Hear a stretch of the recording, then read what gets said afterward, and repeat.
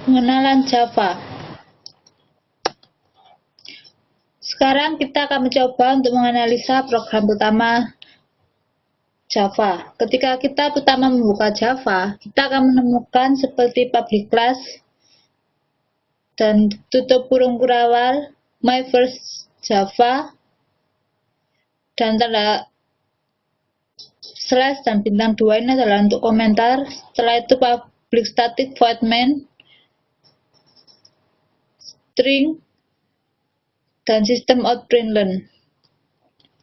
Public static void main untuk menampilkan string dengan kata yang kita inginkan. Baris pertama kode. Public class hello menandakan nama kelas yaitu hello. Nama dalam Java semua kode seharusnya ditempatkan di dalam deklarasi kelas. Kita melakukannya dengan menggunakan kata kunci kelas. Kita melakukannya dengan menggunakan kata kunci kelas sebagai tambahan. Kelas menggunakan akses spesial public yang mengindikasikan bahwa kelas kita mempunyai akses bebas ke kelas yang lain dari package yang lain pula. Selanjutnya, kita juga dapat menuliskan public static void main seperti berikut dengan kurung kurawal di belakangnya, atau juga dapat ditulis sebagai berikut dengan tulisan yang sama namun tanpa kurung kurawal di belakangnya. Kita memasuki struktur kontrol. Struktur kontrol terdiri atas beberapa bagian, dan yang pertama adalah statement if. Pernyataan if akan menentukan sebuah pernyataan atau blok kode yang akan dieksekusi. Jika dan hanya jika persyaratan bernilai benar atau true, bentuk dari pernyataan if adalah sebagai berikut. If boolean expression statement atau if boolean expression statement 1, statement 2, dan seterusnya, lalu tutup kurung kurawal, di mana boolean expression adalah sebuah pernyataan logika true or false atau variabel bertipe boolean. Selanjutnya, statement if else. Pernyataan if else digunakan apabila kita ingin mengeksekusi beberapa pernyataan dengan kondisi true dan pernyataan yang lain dengan kondisi false. Bentuk statement if else, if boolean expression statement else statement dapat juga ditulis seperti if boolean expression statement 1, statement 2, else statement 1, statement 2. Berikut ini adalah contoh kode statement if else. Integer grade sama dengan 68, titik koma. If grade lebih besar dari 60, system out println congratulations. Jadi jika grade lebih besar dari 60, maka yang akan tercetak adalah congratulations. Dan selanjutnya else system out println sorry you failed untuk kondisi lain.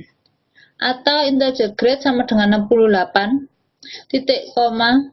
If grade lebih kecil dari 60, maka system out println congratulations, system out println you passed, dan else kurung kurawal tutup system out println sorry you failed. Selanjutnya kita memasuki statement if else. Pernyataan pada bagian kondisi else dari blok if else dapat menjadi struktur if else yang lain. Kondisi struktur seperti ini mengizinkan kita untuk membuat seleksi persyaratan yang lebih kompleks. Bentuk statement if else. If boolean expression 1, statement 1, else if boolean expression 2, statement 2, else, dan lalu statement 3. If else if sangatlah berbeda. Jika if kita langsung mengakhirinya hanya dengan satu if. Jika if else maka ada if, ada else. Jika if else if, maka setelah if baru kita mencantumkan else if, lalu else, dan statement terakhir. Selanjutnya pendeklarasian array dalam Java. Di dalam Java, array dideklarasikan sebagai berikut. Integer x atau bisa ditulis integer x baru tutup dan buka kurung, buka dan tutup kurung, titik koma. dan array index out of bound exception merupakan array yang terlalu banyak. Artinya, jika kita memiliki array yang terlalu banyak melebihi batas, maka dapat dikatakan array index out of bound exception. Selanjutnya kita masuk input dengan keyboard. Di Java, pada bagian ini kita akan menggunakan kelas BufferReader. Jika di C++ kita menggunakan Cin, maka di Java pada bagian ini kita akan menggunakan kelas BufferReader yang berada di package java.io. Untuk mendapatkan input dari keyboard, berikut ini adalah langkah-langkah yang diperlukan untuk mendapatkan input dari keyboard. Yang pertama, tambahkan di bagian paling atas kode Anda. Import java.io bintang titik koma. Yang kedua, tambahkan statement berikut. BufferReader data in sama dengan new BufferReader new input stream dalam kurung system.in titik koma. Yang ketiga, deklarasikan variabel string temporary untuk menginput dan gunakan fungsi readLine untuk mendapatkan input dari keyboard Anda. Harus mengetikkan di dalam blok try-cat try buka kurung awal string time sama dengan data in.readLine dalam kurung kosongkan saja titik koma dan tutup kurung awal. Cat dalam kurung io exception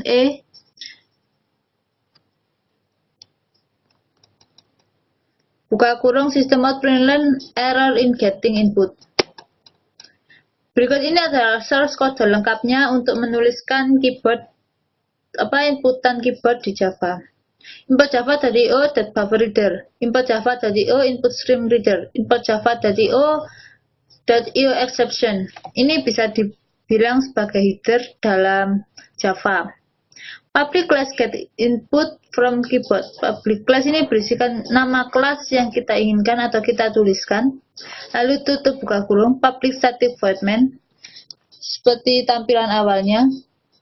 BufferReader data in new BufferReader new input stream reader system.in string name sama dengan kosongkan saja, banyak diberi petik 2. Lalu system out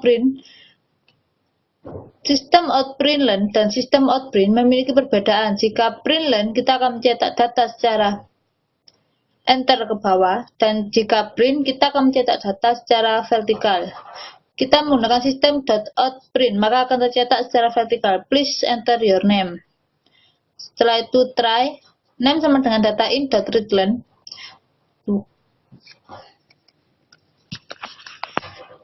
Beri kurung catch io exception system.out.println sama dengan dalam kurung petik error. System.out.println hello plus name plus tanda seru. Selanjutnya yang terakhir adalah penulisan metode. Metode di Java terbagi atas beberapa. Penulisan metode terdiri atas void name, void nama metode, kurung awal buka statement dan kurung awal tutup. Overloading method, dua metode yang sama tapi memiliki parameter yang berbeda, sehingga mempunyai implementasi return value. Selanjutnya adalah konstruktor. Konstruktor adalah di mana seluruh inisialisasi objek ditempatkan. Pendeklarasiannya modifier, class name, dan parameter. Sekian presentasi.